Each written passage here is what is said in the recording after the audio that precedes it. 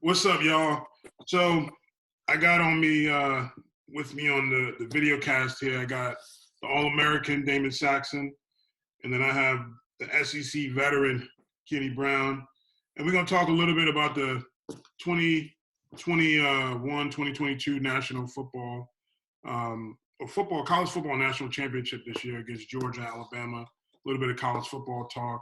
I figure I can get two of the better football minds that I know, and probably the biggest Alabama fan that I know, and Kenny, and we're gonna have a little conversation about some, preview the national championship, some, and a little bit of college football talk.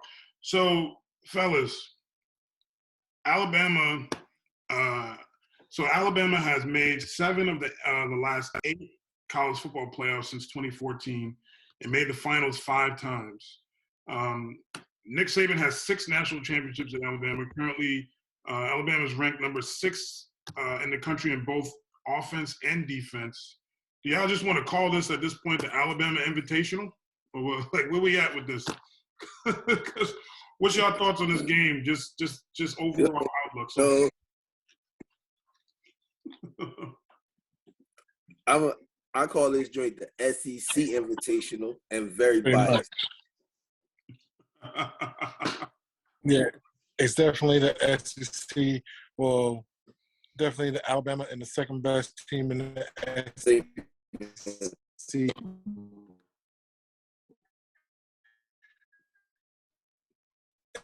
Invitational, because like your service. Is that your service or is that mine, yo? that's pretty much the best if you spot. Nah, he was good on my end. Oh, you heard him? Well, that must have been mine. Hold on one second, yo. Yeah. Let me fix this. I don't want the service to be bad. Oh, you heard him on your side? Yeah. Oh, I see why. One second. My bad, fellas. My bad. All right, BJ? Can you hear me? Can you hear me?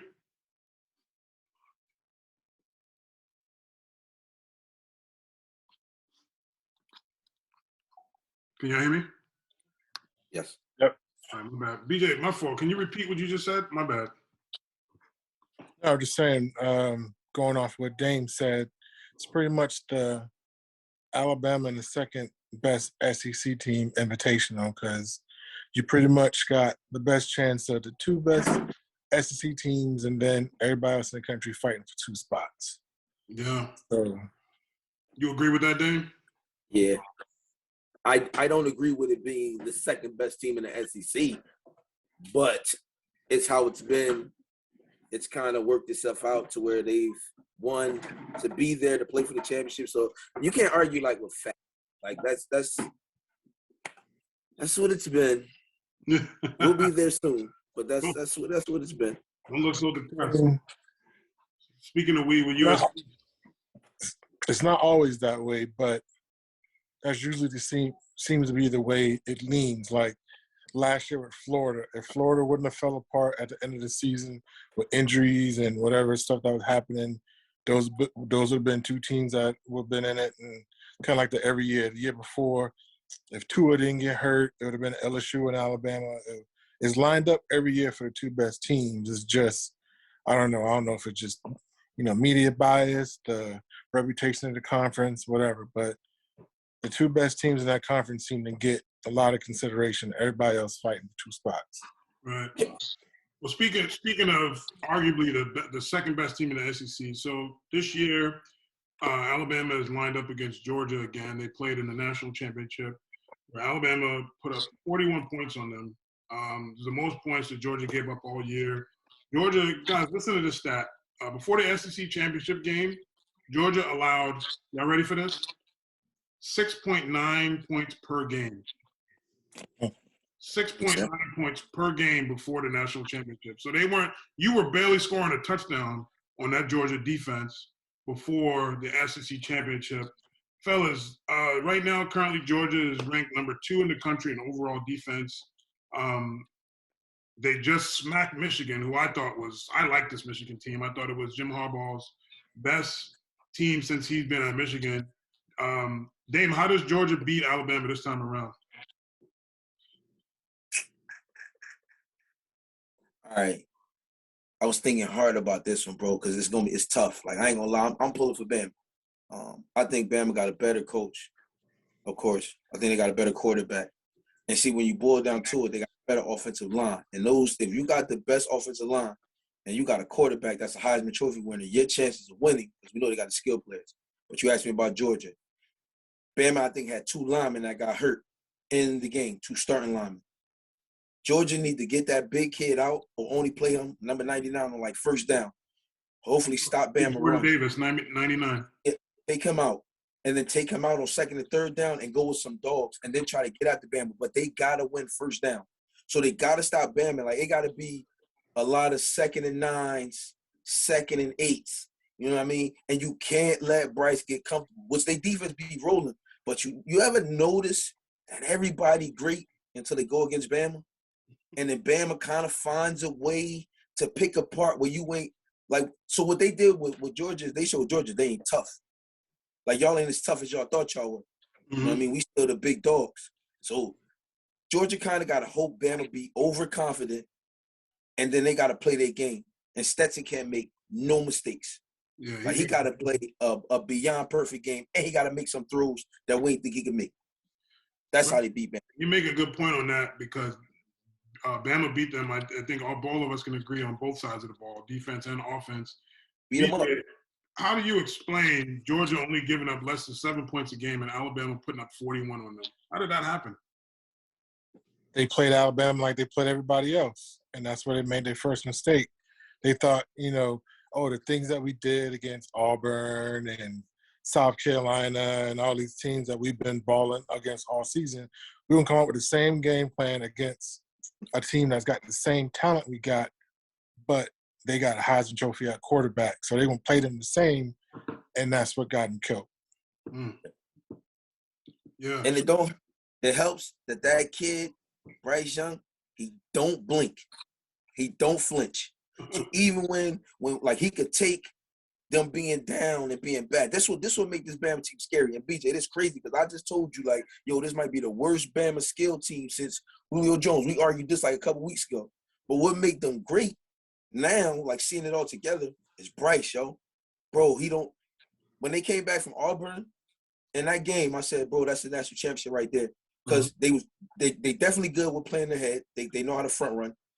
They can play if the game is kind of even. But, bro, to be playing that bad on offense for, I don't know how long the game's, 48 minutes, maybe for 46, 40, 45 minutes, and to pull that off with 3 minutes, and the kid at like a sophomore, nah, bro, that's tough. Yeah. Like, he ain't scared of Georgia. He not scared of Georgia at all. They don't make him, they were scaring Arkansas, bro. So when I'm telling you that Arkansas, like the Kentuckys, bro, you see how Georgia dominated them and beat them up? And then got the Bama and got beat up. Cause bro, Kirby ain't better than Nick. Yeah. That's why they go. So BJ so this year, Bryce Young is classed a freshman, right? Who? Bryce. Bryce Young, the quarterback. Yeah, he's a sophomore. He's a sophomore.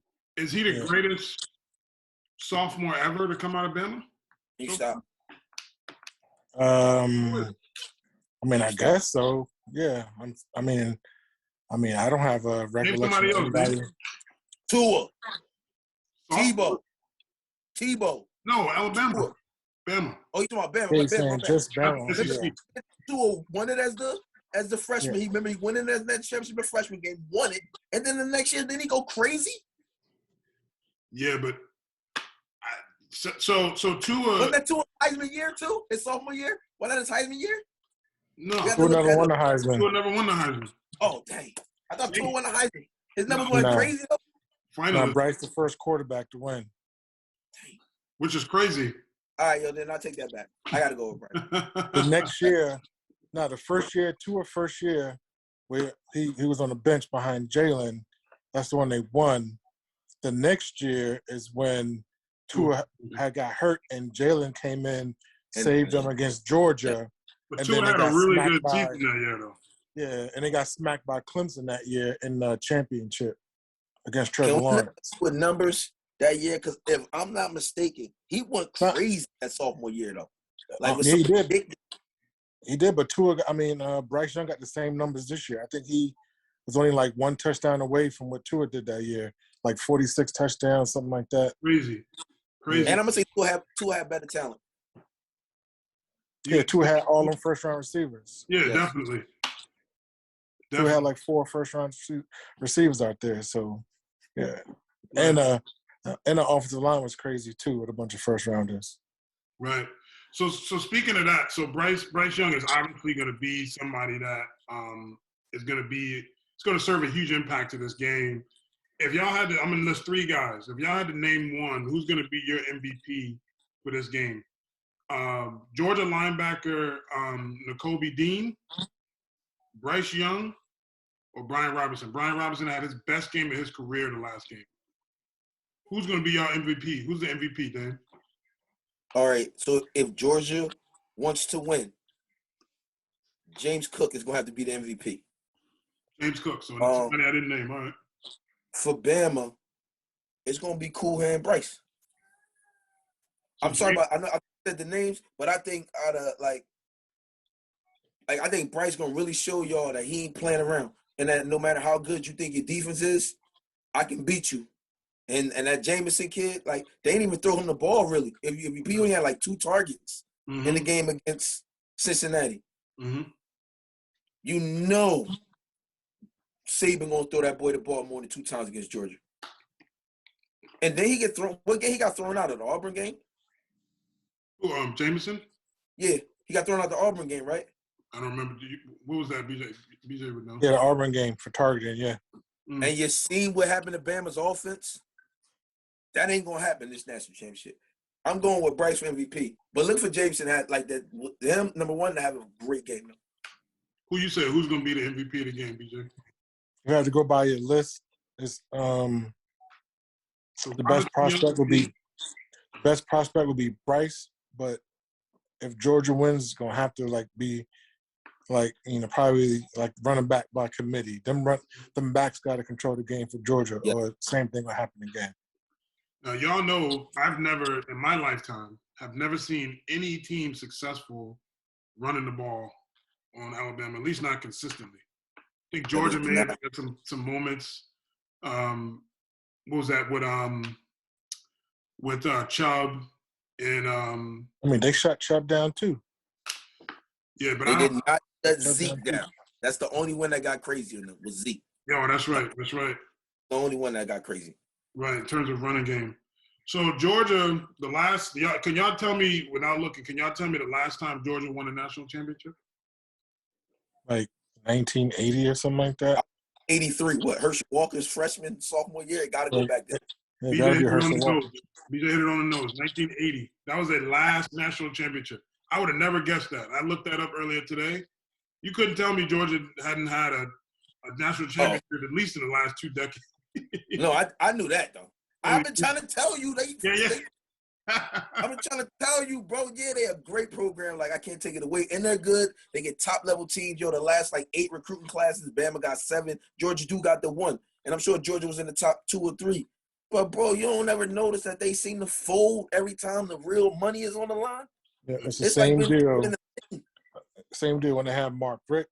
They'll go, win 10, 11 games, lose at the end, disappointing season. Yeah. Same thing every year. The story hadn't changed in 20 years. What was that year when they had no Sean? Didn't they go that year? They was in a championship and they should have beat Bama that year too, but they lost in 4th and goal or something like that. Yeah.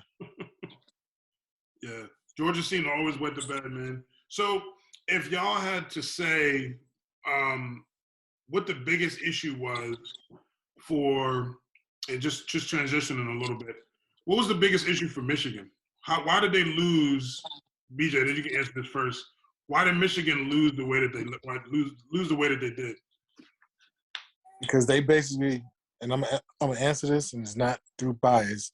They tried to build their team like an SEC team, but they don't have the SEC talent. In the Big Ten, that'll work. They got some speed. They got athletes. They got, the powerful line, defensive line, all that. But Georgia is kind of like who Michigan was trying to be, but Georgia's like the A version, Michigan's the B version. And they just didn't have enough. Gotcha. Now, Dame, because it looks like you agreed with that. Expand on that a little bit for me, what he just meant. So when he says Michigan tried to formulate their team like an SEC team, specifically, how'd you take that? What did you take from that? Because you got to recruit D linemen that get after the pass and not have to blitz. And you need like straight up. Here, I'll say this, but a little more vanilla. Mm-hmm. Michigan and Georgia are very, very similar. The difference is one team is built for cold weather and one team play in the heat. And when you bring that cold weather team to the heat, the speed is just gross. Mm-hmm. If Michigan plays that game against Georgia and it's 20 degrees and it's snowing, the game a lot closer. But you start to see the difference. Yeah, you'll see the difference in athlete though. Yeah. You know what I'm saying? Like bro, up north we built different, more compact, more like lower to the ground, typically. Where like you go down south, these kids be long, they lean, they fast. You know what I'm saying? A 4.4 in Florida ain't the same as a 4.4 up here. It's wild up north. It's the norm down there. So yeah, we could be similar. Look, man, just look at the D line. Look at Hutchinson, who was freaking up for the Heisman. Did he look anything like Will Anderson? And that guy's a fifth-year senior, and Will Anderson's a sophomore. Do they look the same? But you get an up north guy that works in the cold. Right. Work against, like, he's that kid, but man, they ain't the same kind of athlete. So I get what y'all be saying, but I'm telling you, it's got to change. Like these cold weather teams got to start getting the SEC to leave and play them in the cold. That's the only way it'll balance out. If they keep going to play them when it's hot, they'll never have the athletes. Maybe Ohio State, they get the kind of like the most, but you see when it really boils down to it, they don't be tough enough. Yeah. And I think a main thing that killed them was, they've been fighting for years to beat Ohio State. Finally beat Ohio State. So boom, you're getting over that hump. You're feeling good about yourself. So now you're in something new. You're in the playoffs. Everybody riding you, saying you good, you did all this, you finally did it. So now you're in something new. So now you starting over. You got to get experience about, be in a playoff game. How do we practice? How do we prepare? What we got to do to get up for a game like this. Georgia, they've been, even though they haven't won, but they've been in these games, in SEC championships, in these games where you got to, be ready for high stakes. So this Michigan first game like this in forever. So it's one of those things where they just ran into something. They, playoff rookies, they just wasn't ready for that stage. That was pretty much the main thing. Yo, can I just add quick? Go ahead. Yeah. Like it's funny, I was just having this conversation today. Like, it's about experiences, like BJ said. So, bro, if this is my first time going to a game of any magnitude, a game of that magnitude, right? I'm really going to fail, or like I have nothing to fall back on. I have no experiences. I have no knowledge of it. So now I'm just going through it. So whatever I do, it's kind of no right and wrong. Now maybe when I make it back. So now Michigan, if they was to make it back next year, you'll see a different game. Yeah. Now it's like, all right, yo, even down to like the preparation. Yo, this is your first time preparing for this game. Right, so now, like, dang, well, maybe I don't have to practice 7 days straight next time. Like, but you need the experience of getting there. That getting there one time and then not again for another 10, 15 years, bro, it just ain't it. Yeah. You ain't going to ever pull that Boise off. Not against these SEC teams. You're not going to do it. Speaking of newcomers to the playoffs, so this year was the first year that a non-Power 5 school, Cincinnati, got into the playoffs. There was a lot of controversy behind it. I'm definitely one of those folks that was highly critical of the fact that they played a cupcake schedule all year. Granted, they beat Notre Dame, but I think we most can agree that Notre Dame was not very good this year. What's y'all opinions, number one, on how Alabama beat them? Do y'all feel that game was actually close? And number two, what's your confidence level on another non-Power 5 school getting in the playoffs again? Either y'all can start it. I mean, the score looked like it was not too bad, but Cincinnati had no shot. You know, all Alabama did was probably call 4 plays all game long, ran it all game, and they knew Cincinnati had no chance. Mm-hmm. So it's just one of those things to where, it's basically like a preseason game. We're going to come out here, we're going to run our plays, we're going to get our running game going. They basically went out there with the mindset, we need to run the ball if we're going to beat Georgia. And they worked on their running game those whole 4 quarters to try to get ready for a national championship, knowing Cincinnati wasn't going to threaten them to win that game. Nope. Cincinnati never had a chance. And what do y'all feel about go ahead and give your opinion on it, Dane. My fault. I'm going to say Cincinnati, they didn't stand a chance. Bama toyed with them. They definitely dumped it down and just beat them up. But, bro, that's what should happen. And that's why we always talk about, sometimes you got to watch the game, to see. Because if you look at the score, you be like, oh, shoot, man, Cincinnati, they really could play with Bama. Man, if you watch that was like a bludgeoning, bro. They was just getting beat up. Mm-hmm. 4 yards a clip, 5 yards, 6. The boy Robinson was just. And since he played a good game. Yeah. Bro, you called the first possession. You was like, yeah, this game is over. There's no way. the first possession. Will they run 6-7 times in a row? Yeah. Like they didn't throw it to the draft wide receiver. They didn't throw it to the first round draft pick. They only threw it to him 2 times. Yeah. They didn't have to. Yeah. Georgia got nothing out of that film. Yeah. Nothing. That's a good point. They got nothing out that film, bro. Something you made to me during the game was you felt like Nick Saban and O'Brien was holding their playbook back in anticipation of winning that game. What's y'all feelings on that? Yes. I don't think they was really holding back. I think it was more like they knew coming in, all right, this is what we're going to get. So we're going to, it's kind of like how we're saying like that Bill Belichick theme where no matter what it is, we're going to do what we got to do to win this game. So whether we're going to line up in the wishbone, 5 wide, whatever we think is going to win, we're going to do it just for this week. And they probably knew that, Cincinnati, the defense they run with the personnel they got, one of the best defensive backfields in the country, us just trying to go drop back and throw it 50 times, we playing into their strength, but their front 7 can't touch our front 7. Yeah. So we're going to just go ahead and just beat them up, body blow, body blow, body blow, and make them give in to us. Mm-hmm. And since never did, they stayed in they safe coverage all game. They never gave up. Oh, we got to go to man and start putting pressure on it, put more people in the box. They stayed true to the game. So Bama's like, all right, we're gonna keep running. If y'all not gonna bring safeties in and give us room to throw, we're gonna just keep running. So they just, they stayed disciplined with the play calling. But I'm sure they had plays ready, but they didn't have to pour nothing out. Yeah, which is good. That's why the point Damon just made that Georgia got nothing out of that film. So you got a Power 5 school like Cincinnati who clearly got, and that usually is the case with non-Power 5 schools. They get beat up front on both sides of the ball. What's your confidence level in next year or the years prior, another non-Power 5 school getting into the playoff? What's your confidence level on that? I mean, it depends on who the coach is, how many wins they reel off in a row, how the wins look. Like, bro, it's just so much that go into it. Like, so yeah. I'm sure it can happen again, but, bro, that's not going to happen for another 5 to 6 years. Like, you got to build up a program. In order for Power 5s, they got to win with a bunch of seniors. They're not going to get the redshirt freshmen. They're going to get 2 or 3 stars. Then they got to build to 4 stars. And then you might get lucky and get 1 4-star. Like, they got the corner. That's a top prospect. But the rest of that defense, bro, they ain't going nowhere. Yeah. The one linebacker, he was supposed to be a stud. He was a stud and dominating in the A5 or whatever they call it. He looked human. Matter of fact, I didn't even notice him. Me either, because that's new to me. What you even just mentioned. You talk about the number 0? Number 0. Yeah, the big dude. Yeah. Everybody was saying he got an NFL body, he can play ball, but dude couldn't run with them dudes because you can't out physical teams that got the same size people as you are.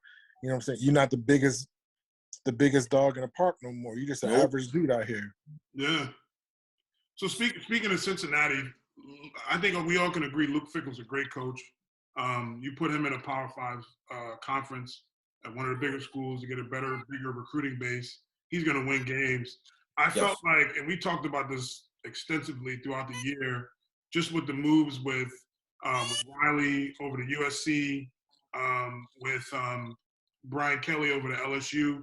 how those moves, and they had to do it mid-year or during the season. Luke Fickell knew they were going to the playoffs, and I personally think that hurt him getting a job. Like, how long do you feel like he stays at Cincinnati now? Like, how do you feel like that's going to work out for him going forward?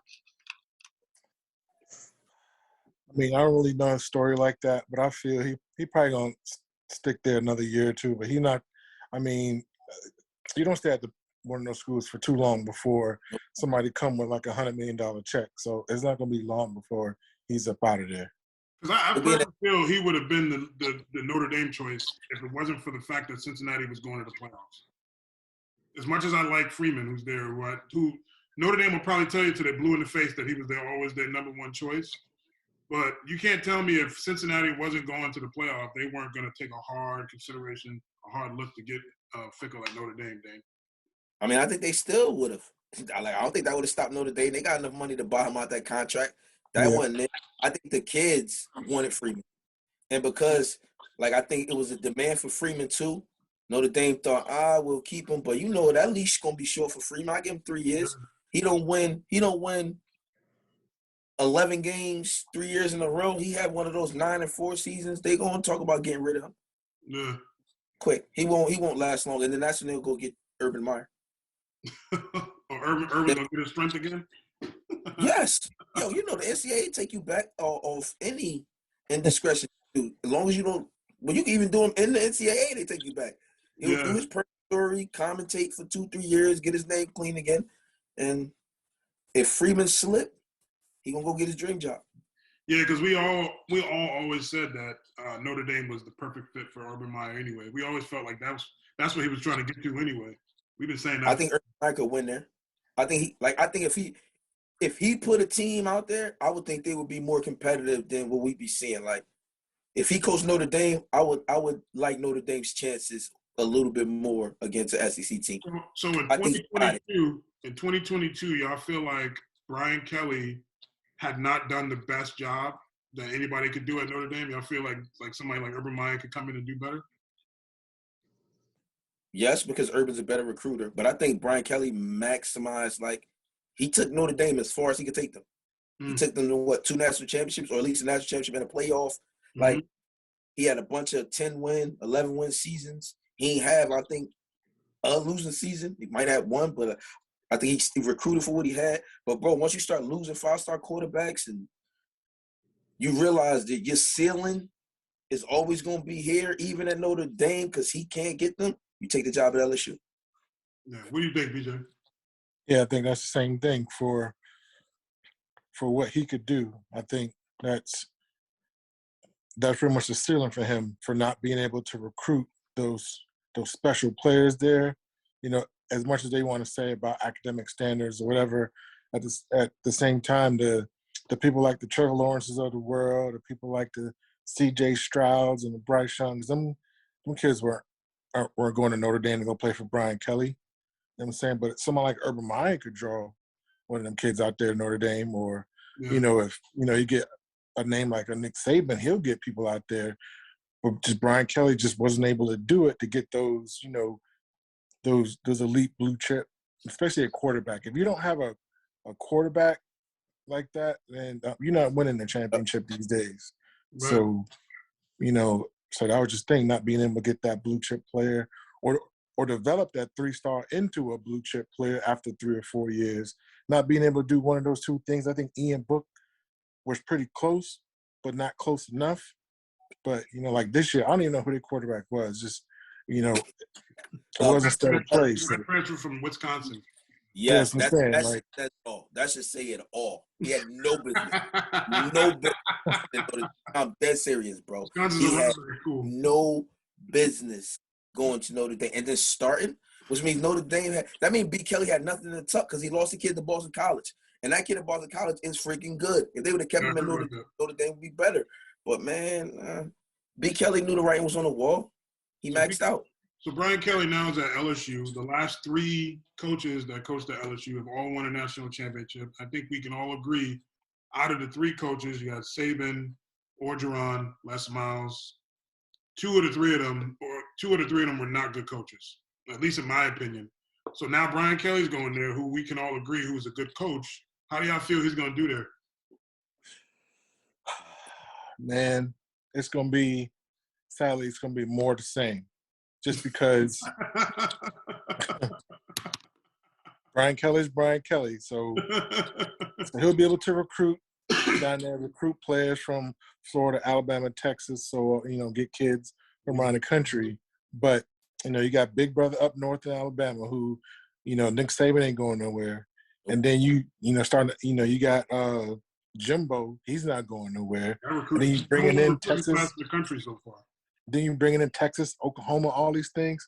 Nah, I mean, yes, that's tough sledding for BK. You can't count on, him getting a piece of that pie. I mean, it's sad to say, I think Alabama gonna struggle with the extra competition. So I know that LSU gonna have to struggle more, just because it's just gonna be too tough to win. Just to win your division is gonna be crazy. What's your thoughts, Dave? All right, so you're gonna need freaking to play Oklahoma, Texas a few times to build up that this is how they play, this is how the athletes are, which is why they may give Bama semi-trouble. But bro, unless Nick Saban retires for the next 10 years, it's gonna be Bama, Bama, Bama. LSU might sneak in 1 year where they beat them, but bro, Nick Saban got his kids not listening to the media, whether they saying good or bad things. He tell them it's all bad. So, they all focus on what he is telling them, and he's bringing 5 stars that's willing to sit on the bench and buy in. Bro, I know, Bama might got hit with the transfer portal, but they ain't get hit hardest. They ain't get hit as hard as some of these other teams. Oklahoma, darn it, they hold left. Bama be bringing in 4 and 5 stars, bro, that's willing to go through the grind to make it, play that freshman year, red shirt, or be on special teams. And then he put his starters no. As long as Nick's there, bro, I don't care what B. Kelly do, because Nick Saban the best coach and Brian Kelly ain't smart enough to be him. Would you take Brian Kelly over Jimbo Fisher right now? Yes. How about you, BJ? I'm gonna say no. Jimbo can championship, then. Jimbo can recruit, man. Jimbo can recruit. Give Jimbo that. You know what I'm saying? Jimbo is a hell of a recruiter.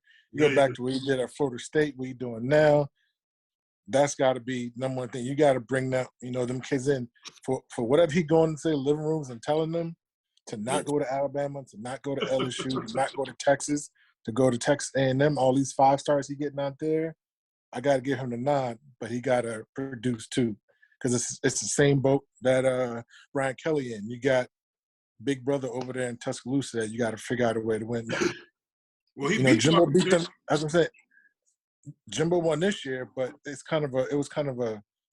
always worth it, but it was a waste because your team had just got out of a losing streak, so you wasn't a playoff contender no more. So it's like, damn, we beat Alabama in the year where we lost half our offense and had to figure out our team again, and we don't have a chance for the chip. So it's just one of those things where, everything got to work out. What's your thoughts? Why you don't like Jimbo, Dane? Now I got you on video. You got to tell me. Yeah, I told you I don't like how he left. I don't like how he left Florida State. In a minute, they coverage started to get bare. Maybe the writing was on the wall. Maybe he knew he wanted to leave. Bro, they got bad. Jameis was wild. And after the Jameis era, which was only 3 years, they got bad. And then he booked. And he going to go to Texas A&M. He got the facilities. He's going to recruit. They going to always have Georgia-esque teams. Like that's his ceiling. He might get them to what Georgia will do, where they might run the table in during the regular season, but when they play Bama, they going to lose. Bro, I don't got no confidence in him. None. I'm sorry. I don't got no – he won with Jameis because Jameis was a next-level talent. But you see, he was doing that dumb garbage there under Jimbo watching. Jimbo – no. Don't get me started on Jimbo, bro. I don't want to talk about Jimbo.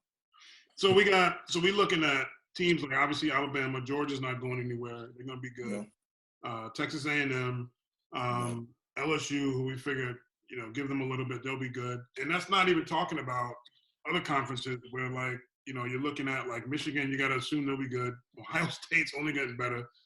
Yeah. Like, let me stop at Ohio State real quick. So they pretty much had all their starting wide receivers opt out of the national championship. And I don't know who these kids are. Who's that number 11 or? All right. He plays, though. What's his He name? plays. Smith, like Smith and Jigba? Nigel. He wasn't even a starter. What the hell? He was. He was a starter? Yeah, he's like their best receiver though. Like low key, he's their best receiver. Oh, Olave. I thought Olave was their best guy. Olave's like the veteran that's more accomplished. Yeah. But that young kid is the most talented out of all of them. Facts. Bro, he was unbelievable. And then when I saw the opt-outs, I'm like, all right, well, they might struggle. They just had, and then Marvin Harris's kid, he's going to be a monster. I didn't think he was that. I saw him in high school, and, respectfully, I just thought, he's a nice athlete. He didn't pop off the screen to me. But, and Ryan Day does a good job with quarterbacks, wide receivers, but, he's even going to be good. So Ohio State's going to be scary. But the point I'm going here is, so with all these teams and all these schools that's looking like they're on their stocks are rising, according to the Atlantic Journal-Constitution, college football playoff expansion could come as soon as Monday, this Monday coming. It's been a point of focus, I feel like, since the inception of the college football playoff format since 2014. The minute it came out, people were like, we need to expand it. Dane, what's your thoughts on the expansion? I love it. Get more teams in, bro. Like 8, maybe. Like, the FCS, they put in like 16, 32 teams or something crazy like that. And they take the same amount of time it will take for bowl week. You know what I mean? You start them joints maybe a week early in December, and it'll still time up right. And, bro, you ain't going to get as many upsets as you think, because at the end of the day, these teams still the teams. So, bro, I don't care how good Cincinnati might get a first-round win because they playing, maybe they'll sneak up on a Wisconsin in a 116, you know what I mean, or a lower number seed. But, bro, the crazy will rise to the top. Bama's going to run through everybody. The other SEC team will run through everybody. The Ohio States and the teams that recruit well, and maybe Clemson will come back and give them their job. But it's not going to be like that one Cinderella team that wins 3 or 4 games. Nah, bro, football don't work like that. That may fly in basketball, but in football, you still got to get hit, and it's still going to be a level of physicality that you ain't going to be able to match or sum up that magic 3 times in a row to win a championship. Okay. But I like it, though. Damn, that's a good take. So my thoughts on it was, and we talked about this earlier, it minimizes what you have to do during the regular season. The reason why I love college football is waking up every Saturday, because I know every Saturday counts, every game counts. The energy that you get from college football every single Saturday is championship energy. You don't get that in any other sport. Not the NFL, not college basketball, not NBA. College football every week is a championship. So, BJ, you don't feel that it minimizes what you have to get through the regular season? No, I don't think so, because, like your regular season, it should be, like whatever happens in week 2 shouldn't affect your chances for the championship. Like, say, for example, you are a team like, let's say a team like Alabama, right? So say you start the season and Bryce Young sprains his ankle. Y'all mess around, lose a couple games because your Heisman Trophy candidate quarterback has to miss a couple weeks. And then y'all go off and y'all run a table. But, you got 2 losses. So now you got no chance at the postseason because of an injury or because somebody was on a COVID list, since that's the thing nowadays or whatever. So it's like, I think if you play the regular season, it shouldn't matter, but it shouldn't, have so much weight over your chance for a championship if you're one of the best teams in the country. Right. You agree with that, Dame? Heck yeah. Because at some point, bro, we got to be real with ourselves and be like, all right, I understand this team might have had some slip-ups, but let's look at them compared to this undefeated team. And I might go against some of the stuff I'll be trying to argue with because I'm always fighting for the underdog. But in real life, bro, a 2-loss Bama team still probably better than 98% of college football. Right. Even undefeated. I don't give me the Big Ten champion, the WAC 12 champion, the other whatever conference champion. I think a 2-loss Bama team will still be better than them. So that's why I think if you expand it, that still get that Bama team in. So even if they do get an injury and the kid get hurt or some fluke stuff like they lose to Auburn in the freaking last game because it's always a crazy game. They can still get in the playoffs and do what they was going to do anyway. You know what I'm saying? Minus the slip.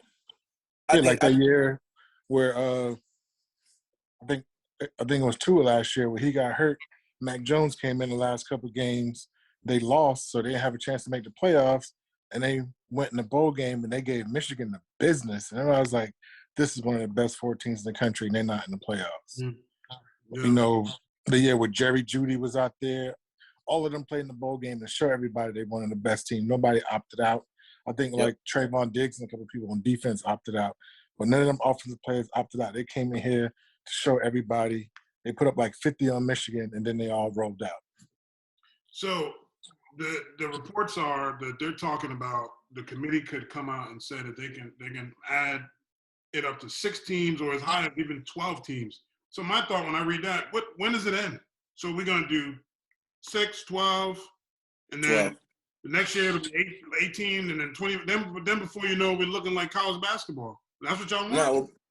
Nah, bro. You know what that's going to be about. Like, it's going to be about, like, the bowls. Like, they don't want to just trash the bowls, so they want to make sure those bowls still get played, but just make them, like, playoff games. So that's kind of like they don't want to lose that bowl money. But, bro, it ain't going to go further than – I don't think it'll go further than 16. It won't go further than the FCS joint. It won't go and you can't go further than 16. Yeah, heck no. We ain't looking at – don't nobody want to see – like, once you get to, like, the 17, 18, they be like 3 and 4 lost teams. And come on, bro. Unless God messed them over, we ain't trying to see that. I'm not trying to see Boston College 8 and 4 playing an 11-0 Bama team in the first round. Right. Nah, I think it'll stop at like 12. So and y'all tell me if y'all agree with this or disagree. So I think the college football playoff, when they started it, they came up with the idea that we're going to get the best 4 teams spread out of all the Power 5 conferences, right? So they said in their mind, their thinking was, well, it's going to be the best team out of the Big 12, the best team out of the Big 10, the best team out of the SEC, and then, you know, whoever the best team out of the Pac-12, right? It's not been going that way, right?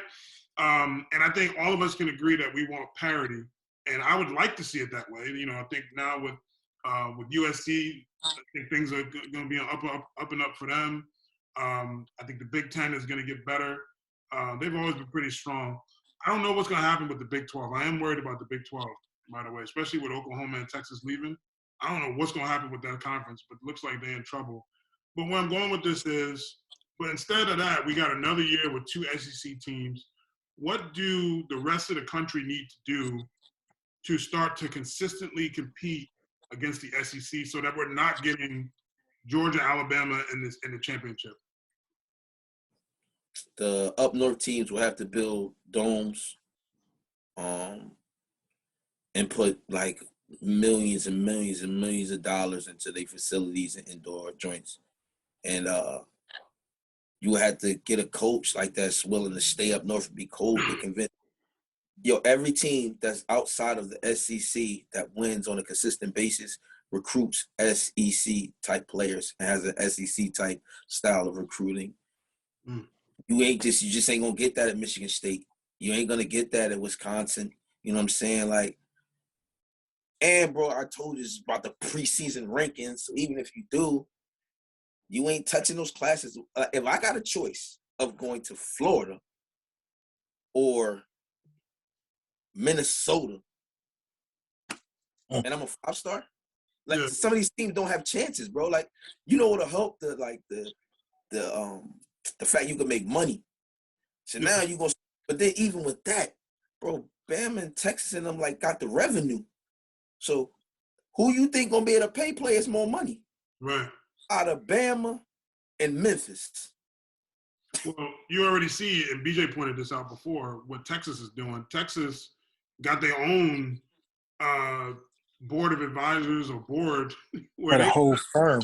Their whole firm of past alumni boosters, and they pay players directly.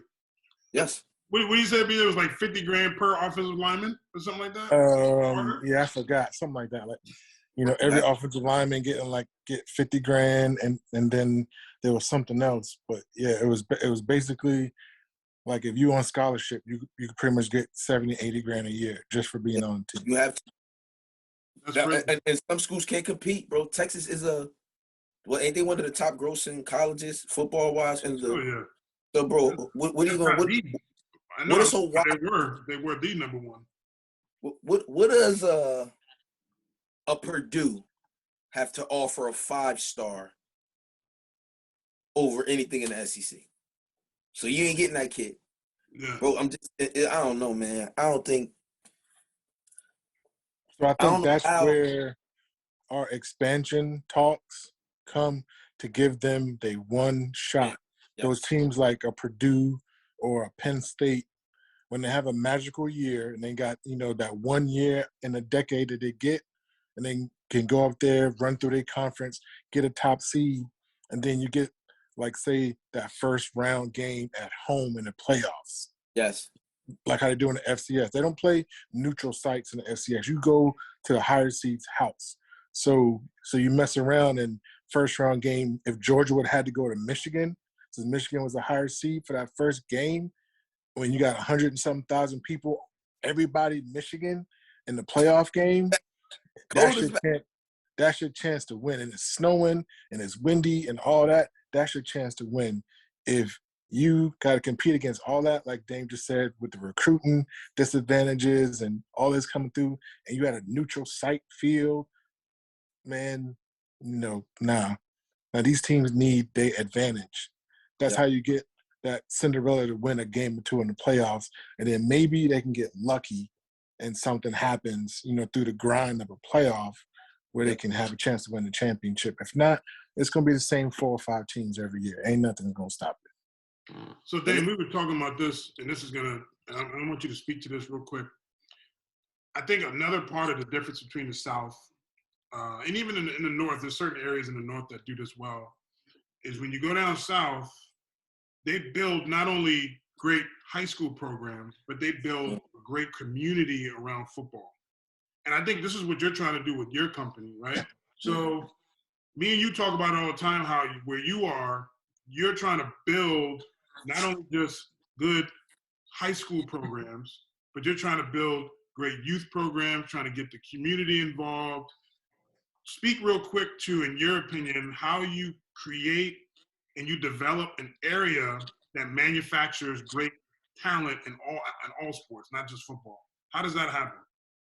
You got to start the kids young, and you got to get the kids that's not that good at basketball, because every kid wants to play basketball. You get to be seen. Parents cheer, it's loud in the gym. You get that marginal kid, and you keep them playing football. So you just got to keep them active all year long, doing something football related. And then you got to train them up. Like, man, this is like videos. It's so much stuff you could do, but you start training them like you see these other kids. So the workouts in Florida, like the workouts still be the same. So we still doing the same thing. You get them indoors, you keep them moving and keep them working. You get them down south a little bit to play against some of these kids so they see the speed and they see all that, but you do it young. And then you develop them. But you got to develop too. So, like, I can't just be stuck in what I was doing in 2000. So, like, I don't even teach the kids the stuff I learned when I was playing. You know what I'm saying? Like, you got to catch up with the subtle nuances. And I'm trying to, like, we like backwards, so we got to progress the game. Like, they ain't throwing the ball out here at all. So now, like, even that is a big deal. Like, you run a spread offense, people look at you like you're crazy. But, bro, when we go to play these teams in the state playoffs, they ain't running power out right. They're spreading us out. We got to get more numbers. You know what I'm saying? You got to get kids like we can't beat the teams in the Pittsburgh areas and the Philly areas because they coming at us with like 22 players, 11 defenders, 11 offensive players. Meanwhile, we got 7, 8, 9 players that's going both ways. Yeah. Yeah, bro, you get by with that up here. That don't fly when you playing against a big-time 6A school. But how you basically, you just train them when they're young. You stay with them. You keep getting better because then you can help them get better. You put them against better competition. You get them doing 7-on-7, like, so they start to get concepts and start to understand things and how it works. Teach them techniques, and then, or you stay with them throughout this whole process, or you get good people to help you to stay with them, and then that's how you take little kids, you build a farm system, and you turn it into a powerhouse, like I'm about to do. That's good insight. So we were talking on the feed, BJ, and I want you to answer this one because this is your area. A guy I went to high school with, who was the offensive coordinator, at Clemson for years. Just took the job at Virginia. I think BJ, you said they've only had one 10-win season ever, right, in the entire time of the football program. So that area for you at, especially that school, is very academic. Virginia is a very, very academic state. How is Tony Elliott going to be successful at Virginia? You're in that area. You know the base. You know the schools. You know the culture out there. What does Tony have to do? If I send this video to Tony and you had to give him your advice, what does he have to do to be successful there? He's got to get lucky. That's it. I mean, that's just what it is. Like, when these kids, it's kind of like that stigma. If you're in the state, you want to play football, you go to Virginia Tech. They known for football. So all these kids that grow up, Northern Virginia, Southern Virginia, if they come over from West Virginia, Maryland, wherever in the area, they know Virginia Tech is a football school. Virginia is an academic school. Yep. Mm-hmm. So, for him, what he's got to do is he's got to get these kids that, it's going to kind of have to be like a group of 5, like a Cincinnati concept. Like, I'm going to get these 3 and 4 stars, but we're going to develop. So by the time y'all seniors, that would be our shot. And we're going to just try to keep a machine to where we just have a team full of seniors, and maybe once every 3-4 years will be our shot to win our conference, compete for a job. Because he's not going to recruit in the top 10 at Virginia. I mean, if he does, it'll be a wonderful job. It'll be a miracle. Not saying it can't be done. We haven't seen it ever done at a program like that, but it's going to have to be that approach of even though it's a big school, he's going to have to take a small school approach, like a Villanova type approach, where we're going to recruit a certain type of player that fits what we want to do, develop you over time, and then when it's your time to go, then that's when we're going to go for our chance, and we're going to just keep that machine going of bringing these types of players that we want in our scheme in to try to compete the way we want to play. Right. Okay. You got good advice. Money. You got to go in and you got to make up. Like he got to be seriously committed to bolstering the friggin' football program. He can't take no. Bro, Jacksonville, you seen what Deion did? Right. Bro, they didn't have nothing. I watched their show. Bro, they had nothing there. Deion said, we're not standing for this. And when Virginia's got money. It's not a problem at Virginia with money. The problem is they drinking wine, eating cheese. They ain't worried about national championships. Yeah. You know what I'm saying? So if he has those kind of people behind him that can do things like, all right, we're gonna upgrade these facilities, we're gonna add on to the state, we're gonna add on to the stadium, put 20,000 more seats and more luxury boxes, upgrade locker rooms, upgrade our practice locker room and the practice. So when these recruits come in, they be like, damn, this school is legit. You know what I'm saying? They care about maybe, you start getting, 1 or 2 players a recruit cycle is all you need, just 1 or 2. Yep. If they can flip 1 or 2 of those 4 or 5 stars to stay home or come there, then he'll be able to compete. But it's just going to be tough, especially once, because, teams like Clemson ain't going to be down forever. Heck no. Right. No, definitely not. They better get him down. They better get him down. So, you know what I'm saying? So you got these schools like, along the lines like the Boston College type of schools. Like I think Pittsburgh had a good year, but it's one of those things, Magic, they built up. You got a senior quarterback who's an NFL caliber All American. You got your one shot when you get that guy in there when he's like a junior or a senior. And then you can see next year Pittsburgh will be back at like a 7-16. Yep. So it's one of those things where you're gonna have to build your team up, and then when they juniors and seniors, you're gonna have to go for it. Yeah. Gotta win with 3 stars. So let me ask you. Not gonna be those things like you see at Alabama and Clemson, where it's every year 10 wins. Right. If you can get one 10-win season every like 3 years, I call that a success at Virginia.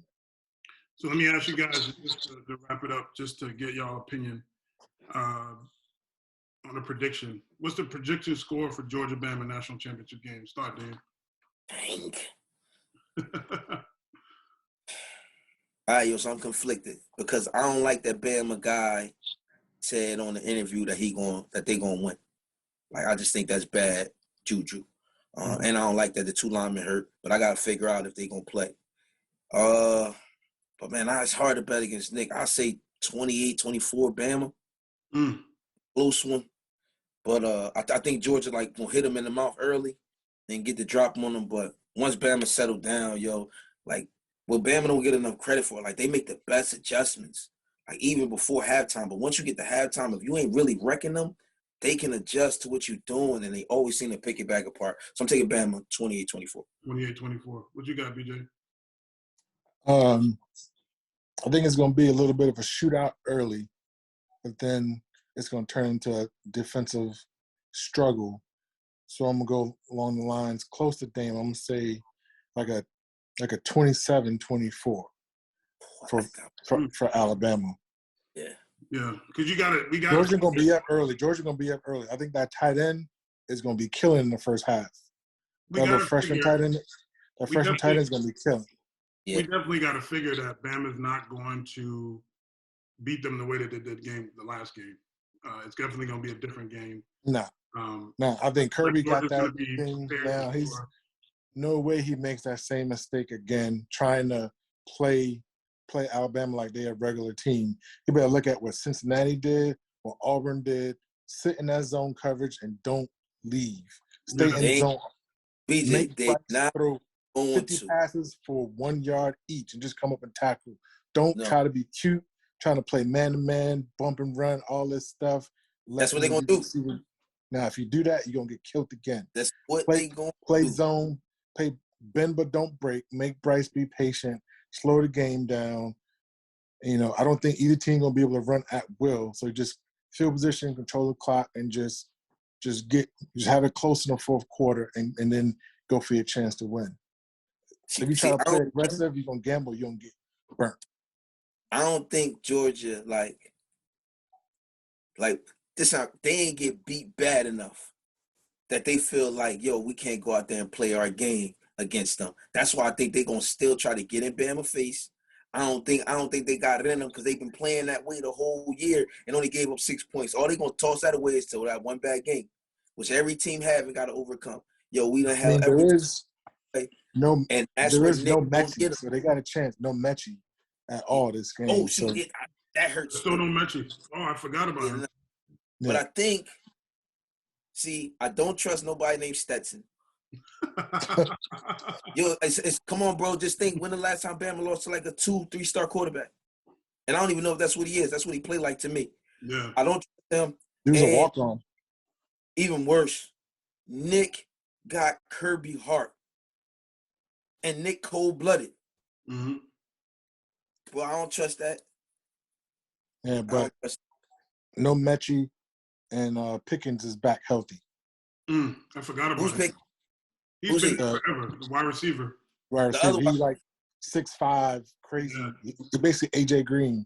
Yeah, he's been there for a while. Yeah, so I think he tore his ACL in spring camp, and he came back. And I think Bama was his first game back. So now he got a month to kind of get his legs more under him. He's going to be a problem. Yeah, 6'5" guy. Yeah, just throw jump balls and whatever. Like a security blanket for steps. So they got the people. They just got to just make Alabama play slow, no big plays, and whatever. Fourth quarter, see if we can get lucky, throw some jump balls up to your big 6'5" wide receiver. You got a 6'9" tight end. You got all these physical freaks. They just got to take advantage of that and not try to be too cocky on defense. I'm gonna give it 21-14 Bama. I feel like it's gonna be a lower score game. I feel like both teams are gonna come a little more prepared on the defensive end. I just feel like the last game, and I can't speak exactly to it, and that's something that maybe y'all can do. But I really have no explanation as to why, other than, BJ, you gave a general one, but just saying that they tried to play them like everyone else. They haven't given up 7 points a game to anybody, or they've only given up 7 points a game to everybody else. They played Bama, and Bama put up 41 points. So that's obviously something that they missed that I feel like they'll either that or Bama just knows how to out-scheme every single person that they play, which I'm sure that's take part. But I'm going to go 21-17 Bama. And Georgia did make a lot of mistakes. You know what I'm saying? In that game, I don't know what they were doing, but I think when Georgia was up, maybe like there's either up 10 zip or 14 zip or whatever it was. Georgia scored their first couple possessions and was up like 10 zip, and they try to play cover 2 man, and one of the deep safeties came down on like the tight end instead of staying deep, and Jameson Williams caught a slant and took it like 80 yards. Stuff like that. Like, bro, you a 2 deep safety. Why are you biting on the tight end when you got an All American receiver crossing the field? So stuff like that, Georgia, they was playing cocky and they was making too many mental errors, and it just kept compounding instead of just like, yo, stay deeper than the deepest. We don't care about that 5-yard gain. Let them have 5 yards. Come up and tackle. Let them drive down the field, and eventually you're going to get a sack or something, and or a false start or whatever, and we're going to get them to punt. But if you play aggressive and you're going to let that dude, that quarterback, have a chance to get you that one time, he's going to get you. Yes, heck Every yeah. time. It's going to be I don't trust the quarterback. And bro, like that, well, you know why they did that? Because they was getting away with that garbage playing against all those other garbage quarterbacks in the SEC. But I'm telling you, bro, that's why. So now I can get away with that against Kentucky and Arkansas, because I know, when they run this, it's kind of similar, bro. They going to this height end, let me jump this, and they was getting off. And then Bama, they got the Heisman Trophy quarterback that ain't a paper quarterback. Like, his numbers ain't inflated, or like because Bama been playing the Citadels every other week. Nah, bro, he done really put them numbers up. He's smarter than them, and he just played horrible in the friggin' the game before that, in the Auburn game. Man, he was clicking it up. Stretch of the game. He can make up for every mistake that Georgia make, where these other quarterbacks wasn't good enough. So Georgia was making mistakes. It wasn't good enough to capitalize. Bama is good enough to capitalize every time, or at least 7 to 8 times out of 10 Georgia mistakes, Bama gonna capitalize, but Bama got kids that can score off of them. Yeah. Those other teams don't, bro. Well, it's weird to me because, and I know you can't really judge this, but Arkansas almost beat Alabama. Like, it was a very, very close one-possession game. Arkansas could have won that game.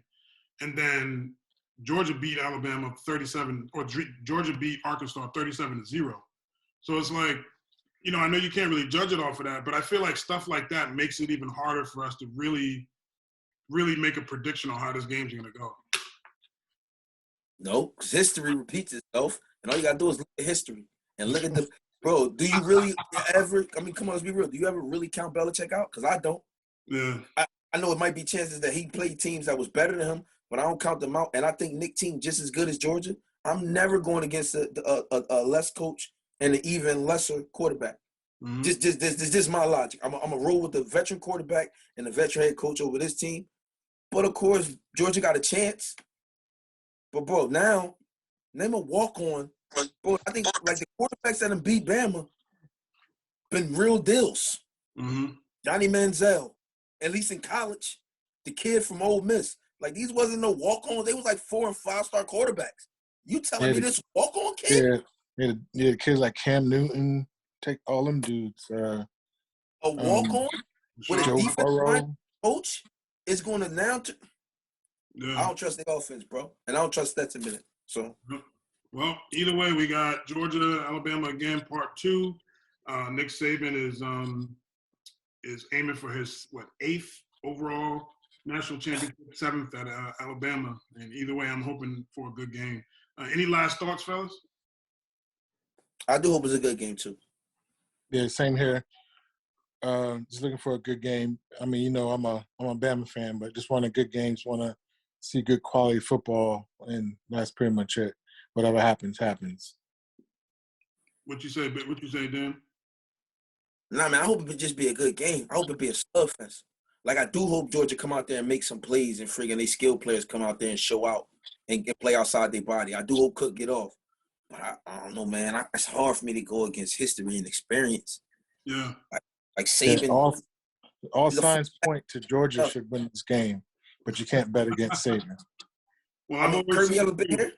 This Kirby's second time being here, though, right? Playing for the national championship, too. Yeah, they lost to Alabama in the last one, yeah. Oh, man, I forgot about that. Damn, all right. When they had From. Yeah, when Tua came in for in the second half. And And that team was better than this team. That Fromm-led team, and I think Fromm is a better quarterback than Stetson. Fromm was a 5-star, or at least 4-star. Yeah, definitely on offense. I'm not sure about the defense. This defense is. Yeah, his defense is crazy. That defense was serious, though. That Georgia defense was serious. It might not have been this defense they got this year. I don't. This is. But you're right though. I mean, we talking, but numbers wise, stats wise, show that this defense better. And that linebacker is impressive. Kobe Dean, he's something else. But fellas, I appreciate y'all. I'm sure we're gonna talk about it a lot on Monday. Know it. When the game starts, from the start to the end. I appreciate y'all insight and feedback, experience, the knowledge. Can't wait to get this out there to get the world to hear it. Appreciate you, bro. All right, no problem. BJ, Josh, tomorrow. Yes, sir.